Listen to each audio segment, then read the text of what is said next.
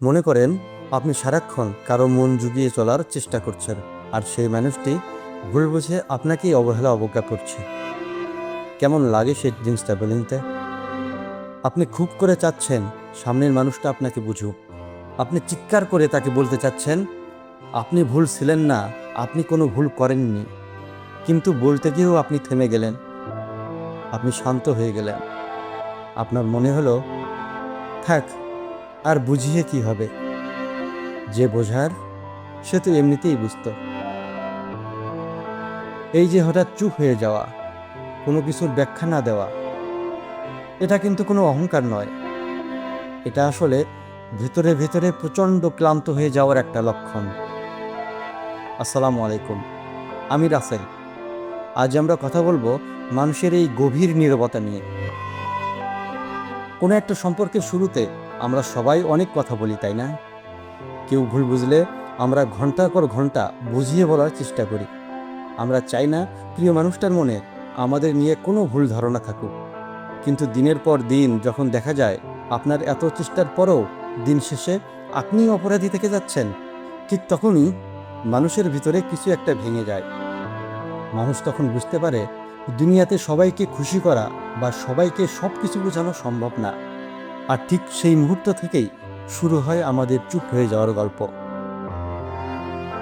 আমি জানি এই ভিডিওটি যারা দেখছেন তাদের মধ্যেও অনেকের জীবনে এমন একজন মানুষ আছে যাকে একসময় আপনি অনেক কিছু বোঝাতে চাইতেন, কিন্তু আজ আপনি তার সামনে একদম চুপ।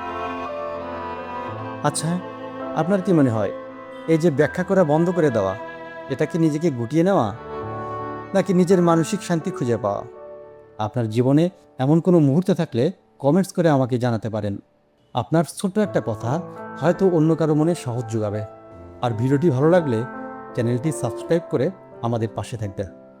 আমার কি মনে হয় জানেন, ব্যাখ্যা করা বন্ধ করে দেওয়া মানে এই না যে আপনি হেরে গেছেন, বরং এর মানে হলো আপনি এখন নিজেকে বেশি ভালোবাসেন। আপনি বুঝতে পেরেছেন যে যার কাছে আপনার কথার দাম নেই, তার কাছে আপনার কান্নারও কোনো মূল্য নেই। একটা সময় পর মানুষ বুঝতে পারে একতরফাভাবে নিজেকে প্রমাণ করার চেয়ে নিজের সাথে সময় কাটানো অনেক বেশি শান্তির। যারা আপনাকে সত্যি ভালোবাসে তারা আপনার নীরবতাও বোঝে, আর যারা আপনার গুরুত্ব বোঝে না তাদের হাজার শব্দ দিয়েও আপনি কোনো দিন বোঝাতে পারবেন না। তার যদি কখনো মনে হয় আপনার কথা কেউ শুনছে না বা আপনার ব্যাখ্যাকে গুরুত্ব দিচ্ছে না, তবে চুপ হয়ে যান। নিজের ওপর বিশ্বাস হারাবেন না। মনে রাখবেন, সবার কাছে ভালো হওয়ার চেয়ে নিজের কাছে পরিষ্কার থাকা অনেক বেশি জরুরি। সবাই ভালো থাকবেন, নিজের যত্ন নেবেন। আর আজ যারা আপনার পাশে নেই তাদের জন্য মন খারাপ করবেন না। আজকের মতো এখানেই বিদায় নিচ্ছি। দেখা হবে পরের কোনো ভিডিওতে। ধন্যবাদ।